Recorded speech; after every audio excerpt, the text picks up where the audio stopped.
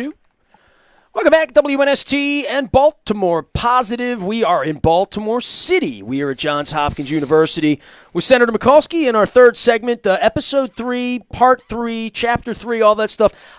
First, I love the mosaic, and I alluded to that during our break, that I love your mosaic. But I talk about my dad being like a community leader through sports, that he had kids that he umpired for and led and refereed and coached, and I guess in the travel era. But you talked about the mosaic of Baltimore, and once you went neighborhood to neighborhood to be involved in local government, you met people. You met people at the front door. I'm assuming every neighborhood had good people and good leaders at that point. And then it's about how many of those people and how can they be activated, because everyone in every block, there's someone that owns something there, that has ownership of it, that wants to take that ownership. But finding the good people and the leaders, the civic activists, where you were, I don't know, 50 years ago, how has that changed, neighborhood to neighborhood, and trying to find these leaders to come together to bring communities together in our town? Well, we can't, this is why I don't want to keep dwelling on nostalgia. First of all, when I ran for city council, I did something that hadn't been done ever, except when Sarbanes ran for the House of Delegates. I went door to door. I went door to door in every neighborhood, whether it was, Highland Town, or my council district was over, went all the way through to McKeltry Park, into the projects. One of my supporters was B. Gaddy of, again, yes, and et cetera. So, you go door to door, you listen to people. They either yell at you or they say, why are you running? And, so you learn a lot. You learn a lot, and it's very retail. So that was one thing. But the other was that it's not only what you do to get elected, it's what you do afterwards, which was to go to lots of community meetings. And I think what was sparked really in the era that I got started was that there were a lot of neighborhood associations. Remember, we did this before the cell phone. There were no cell phones. No fax machines.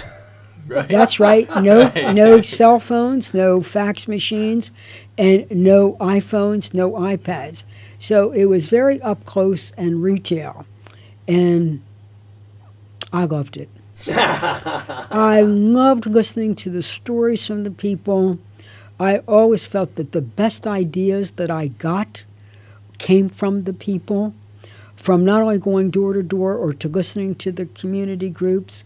I teamed up with, stayed in very close touch with Antonia Keene, who was my campaign manager, another sociologist who had taught at Loyola University. When I came to the city council, the way rape victims were treated was you stayed at the Pine Street station and you waited till a doctor come, and when the doctor came, it was not to treat you, but to examine you for forensic evidence, again, before DNA testing. And then you were on your own. By listening to the women's groups, we saw that this was a terrible situation. I asked Wally Orlinsky, I wanted to go outside the committee structure of the city council and have a rape task force. And he said, go for it. This is something new. We've never done a task force. Because the committees were set up for zoning and stuff, and it was really the guys who had 50 years seniority on me. Tony Keene chaired it. We had everybody at the table, from women's activists to the police department to the ACLU and there. We came up with a plan after much discussion, wrenching battles, all of this, because the cops wanted to be sure they had the evidence to get the bad guy and stop the bad guy, which we wanted. And we wanted help for the victim. And how could we do it? You know what the solution was? We agreed, and with the cooperation of University of Maryland, Johns Hopkins, and Mercy, the women would go to those three institutions. Nurses would be trained in a new field called forensic nursing, new field where they could, meeting national standards, do what was necessary for the evidence part, but they would be in an environment where the women were treated for the assault and then would have the follow-up resources to deal with it. That's the kind of stuff we did. But it started with listening to women's groups. Listening. I mean, you and then saying, well, you'll never get the lawyers and the cops and those women's groups. All they want to do is, pick it. I said, no, we want to solve problems. And we want to help these victims. And I believe that those police officers want to help those victims too. Their idea is being a warrior against crime. We got that part.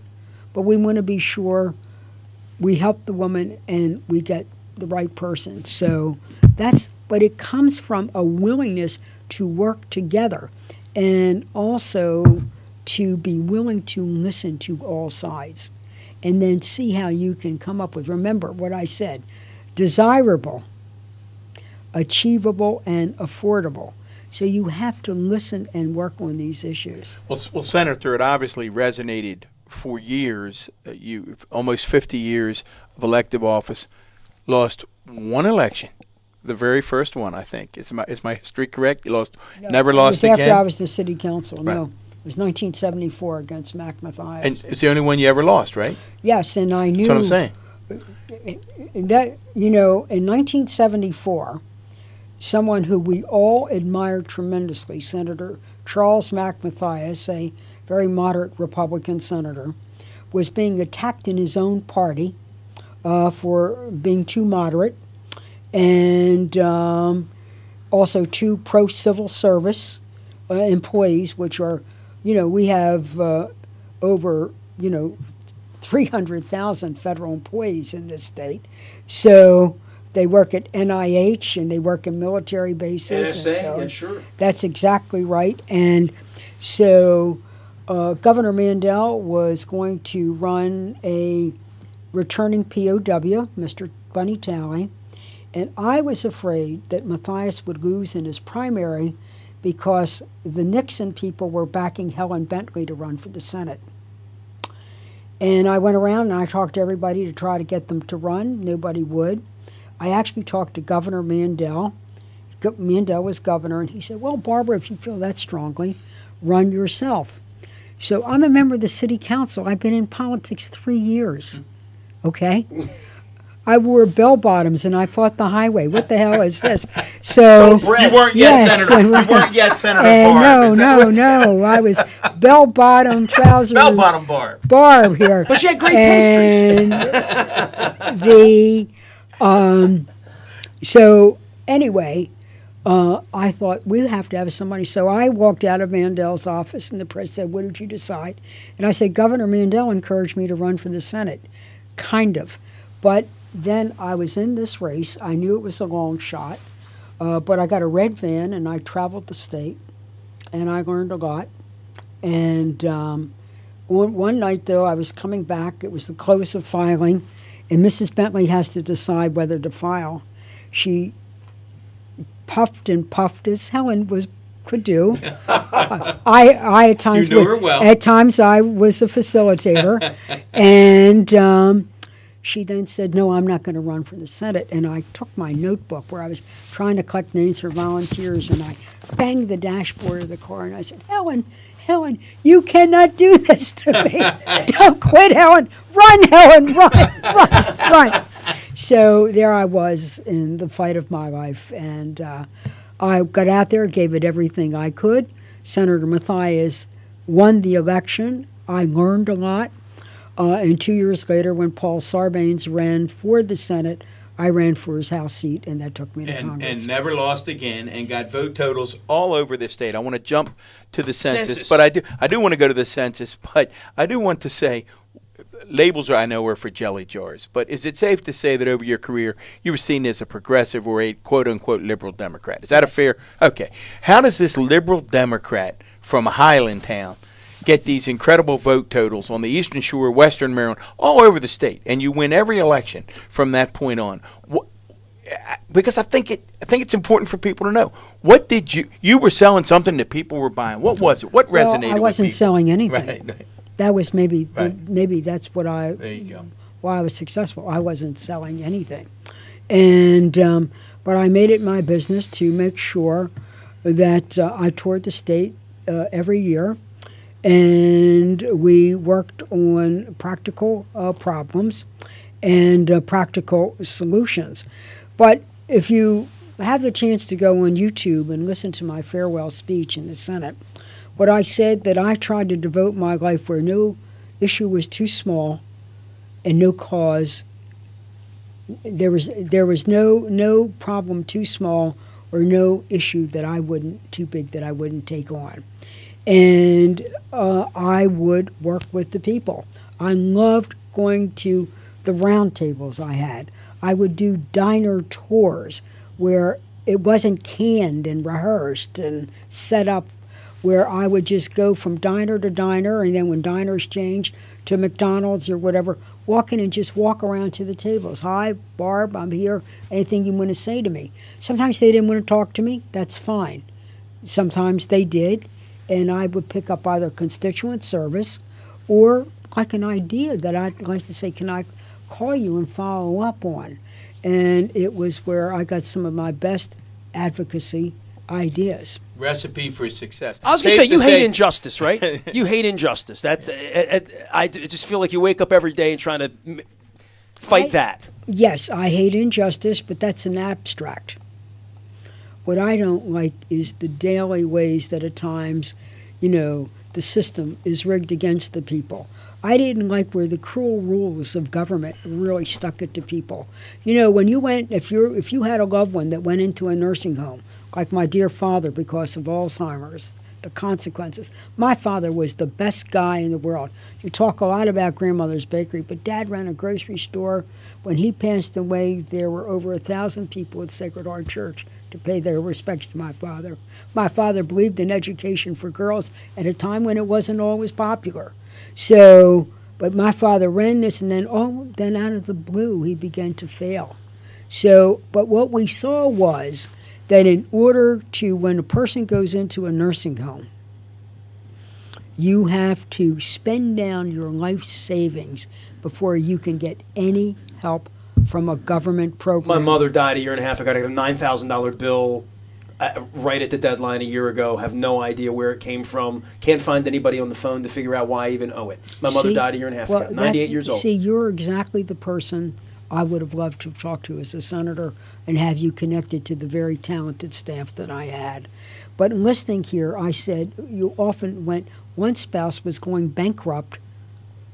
I believe in family responsibility. We do family responsibility, but family bankruptcy, no.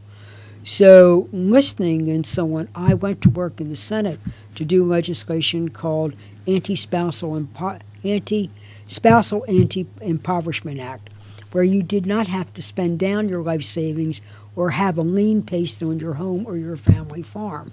That legislation did pass. It's one of the few safety nets, and I'll talk with you after the podcast about how you should. Well, let me tell you, you should actually call your congressman and say, look, I need help with this Medicaid thing from the nursing home. Can you help me get it straightened out? Because there should be protections for you and your family where you had a responsibility, but you also reach a point where you were supposed to get some help. Well, you also have no road paved. You've never been through it before. You wouldn't know. Don Moeller here, Senator Barbara Mikulski. It's Baltimore Positive. It's episode 3 and our final segment. You've been wanting to get the census. I do, because I know Senator and I talked a while back, and your passion for the census is real. I mean, maybe it goes back to the sense of injustice, but you truly, I guess they call it the complete count. We want the complete and accurate count. And tell people what you're doing regarding the census and why you're so passionate about the census that's coming up in 2020. Why I'm so passionate about the census. We have a wonderful delegation in Washington, and they fight for federal funds, and they fight for federal funds for all of our communities, whether it's Garrett County, Somerset County, our metropolitan area, Baltimore City, and our surrounding counties. However, 90% of all federal funds coming into a subdivision like Baltimore City or Baltimore County or to the state for Governor Hogan will be formula driven. It will all be based on the census, whether it is funding for public education, Title I, Title II, whether it's funding for mass transit, all of our transportation money is formula driven. Help for local governments, community development, block grants, all formula driven. So if we don't get a good census, which is done every 10 years, we will financially disadvantage ourselves from what we should get from the federal government for over a decade. A disadvantage for 10 years. So when we talk about let's all go listen to the people and so on, I believe in that. But people in neighborhoods are tired of kumbaya politics. Oh, let's all hold hands and we're all going to, listen. And then there's no follow through. What I think can be done in not only Baltimore City, but our surrounding neighbors in the counties. Because remember, we're not competing each other. Right. What Baltimore would get is based on Baltimore's population. What Baltimore County or Carroll County or Anne Arundel get is based on their population. So we're only getting our fair share back in what we pay in federal taxes. So if you're paying a federal tax, you want your fair share to come back to where the county or the city where you live. So we're not competing against each other. So it's not like if Baltimore City gets it, Carroll County won't. No, they need their complete counts as well. And I think if we all worked together, in the city, if we all work together, neighborhood by neighborhood, employers being model employers to help with this, we will not only get a complete count, but we do it in a way that's community building, community affirming, community recognizing. And then at the end of the day, when we have an excellent count, we all can feel satisfied that we helped make it happen. And so that's what I was working on with Mayor Pugh, and now hope to work on with Mayor Young, and also have been talking to other counties. I know Johnny O is taking this up for Baltimore Absolutely. County. Mr. Pittman is taking it up for Anne Arundel, and I know that other counties are doing the same. I think Calvin Ball is on top of it in Howard County. So I think there. Now I'm trying to imagine. I know you're not into nostalgia, but we don't have to go. We don't have to go back that far. Let's just go back. We're at the end now. I love fond memories. No, I know. I love fond memories, but we can't keep thinking that we're going to go back to something that we're not. All I want to go back is a couple of years and imagine a time when a president is trying to put a citizenship question on the census, and imagine how Senator Mikulski reacts on the floor of the Senate to that, which by reports show that it could depress the census numbers by as many as 5.2, 5.3%. I mean, react to the idea of putting a question about citizenship, which I don't think has been on there since 1950. Well, first of all, let's follow the Constitution. Right. Every member of Congress takes an oath to defend the Constitution against all enemies, foreign and domestic. That's a serious oath. And because it calls your best self forward for national security. But the census says that the Constitution mandates a census. The Constitution mandates it. But it mandates residents. If you read the Constitution, it says residents. It does not say citizens. So people who are here, maybe on a student visa. It could be somebody going to medical school who's here from Germany, would be counted in the census. Because guess what? They're using our public facilities, et cetera, et cetera. Sending their children to our schools. So I believe that right now, this is just another, the impact will be chilling. It'll be chilling on our Latino community or new immigrant community, even if they're here legally, because it essentially means they're going to come under double scrutiny. They could face harassment. They want to hide, essentially, right? No, not everybody wants to hide. But people have been from totalitarian and brutal governments, and they're afraid of government. Period. Right. Listen. So when you see the National Guard in a snowstorm, you feel comforted. For a lot of people, when they see a National Guard, they don't feel that cool about it from the countries they came from. Understood. Yeah, great point. I know you want. We've got a few minutes. We're going to read wrap. this. I know you want to talk a little bit about a speech that the senator made in 1970 because it sounds like it could have been. And this written isn't yesterday. nostalgia, right? I mean, and this is something that's very easily Googleable. Everyone knows you, okay? And I've known of you for 50 years. I saw you give the greatest speech ever at Maritime Magic a couple years ago down there at the Living Classrooms, one of our partners. And I had no idea. I mean, I knew what a social warrior you were, and I always think of Barb hates injustice. That's what I would have said about you when I was 12 years old, watching you on TV railing, trying to fight for people. Right, and one of the things of injustice is you follow the law. It's not just if you don't follow the law. And guess what's the supreme law of our land? The Constitution of the United States of America. And not just one amendment, all of the amendments. So reading your quote here, and I can read the whole thing, and it's in blue, and Don has it here. America is not a melting pot. It is a sizzling cauldron for the ethnic American who feels he's been politically courted and legally extorted by both government and private enterprise. So I'll let people read through this, but this could have been written. I could Melania this and just lift this and say it's mine and read it. You know, if I run for mayor, and people would say, "Yeah, that's where we are right now." Do you see any similarity between 50 years ago and now, in the aftermath of 68 and the aftermath of Freddie Gray here, for what the potential of our city is and what the potential of the region is, that this next birth, you talk about 2.0, 3.0, that the next version of Baltimore with these jobs, that this, it feels like Archie Bunker on the couch again in 1973 when I was a little boy, watching what's going on right now with Donald Trump and our government and how people are disenfranchised. They're bringing people together in Baltimore. I'm sure that was the hardest thing to do in 1971 and 72, knocking on doors for you, is there were people that didn't want to answer the door because maybe what you look like. Oh, it was not easy being a woman running for political office then. And we were a novelty, you know, and we were indeed a novelty. And that's, maybe we'll come back when you do your second round. Well, that's changed dramatically in 50 years. Second round of, when we do the second rounds of podcast. But when I wrote that article, what I saw was this, that there was already the disinvestment in cities. There was already the beginning of the deindustrialization. The first place to close was the stainless steel place up by Edison Highway. Then came the shipyards. But what I saw was that black and white people were being pitted against each other for the same things. And there was the assumption that in some, because of a neighborhood was white, it was getting everything, when that wasn't true.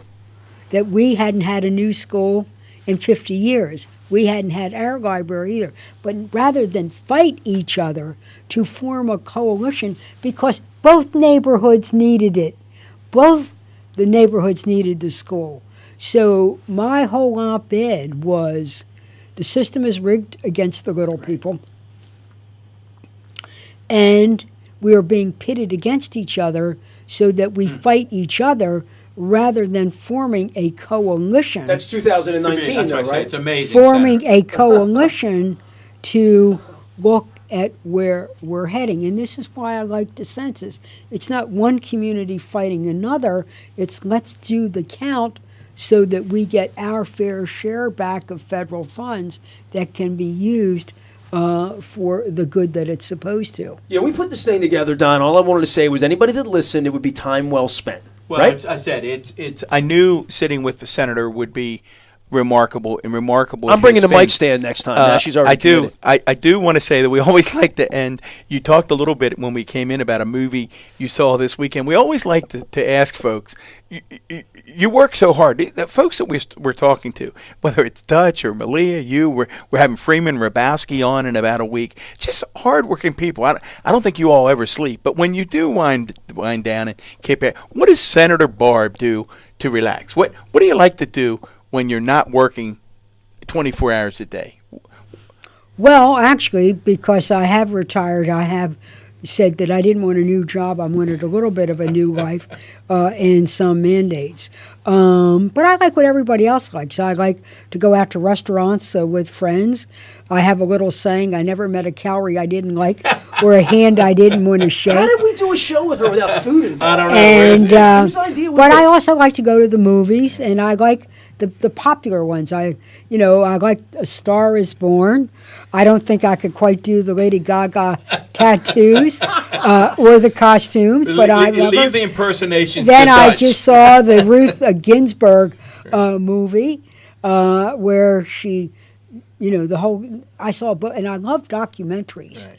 and the documentaries of Justice Ginsburg, and then also the movie in which she takes the first case on gender discrimination to the Supreme Court. And so I like going to movies. And I know you like your sports. I know you like your Ravens and your Orioles. But I like the Ravens. I like the Orioles. But I also like other hometown teams called the Baltimore Symphony. Our vibrant theater scene, in which we have everything from the Hippodrome with Hamilton coming to like the Vagabonds. Right. And It's a great, again, Baltimore positive. So many great things or here. Arena, or the Arena Theater. I Yes. mean, you just. I got to tell a quick story before we close about the senator. I don't know if I've even shared it with her. I was down a couple of years ago in Washington D.C. to see James Taylor and Carole King. This speaks to the stature of the senator. So I'm in the nosebleed sections with a friend, and friend has some hey, there's going to do a little Carole King for you. So a friend of mine has some binoculars, and he's looking, and he goes, "Hey, Don, look down there. Down there near the front, there's Senator Mikulski. She likes Carole King and James. She's here, and she's with another lady." And I said, "She's with another lady?" He goes, "Yeah." I said, "Well, who's the other lady?" He goes, "I don't know. She's with another lady." I said, "Well, hand me the binoculars." And I turned to the guy. I said, "That's Secretary of State Clinton, you fool." Am I correct? Yeah, we're Carole King groupies. We're Carole King groupies. I think if I remember, you were even dancing a little bit that night. Oh yeah, and I'm a James Taylor fan. I went to sweet see it the is to be loved show. by you, The show in New York. It's beautiful. the It's Carole wonderful. King. It's wonderful. Yeah, and if you ask the music, everybody, my father was a Lawrence Welk guy. He liked Lawrence Welk, but I like doo-wop because you actually can hear the words, Same thing sing Dutch the said. words. Yeah. Same thing Dutch Dutch was Did a he say Motown guy. He liked Motown. Dutch was a Motown doo-wop guy. and Motown. Right. Yes. Yeah. Dutch was a Motown. How can you do better than to end on doo-wop, Motown? Senator Mikulski, it's been a pleasure. Baltimore positive. Always great to see you.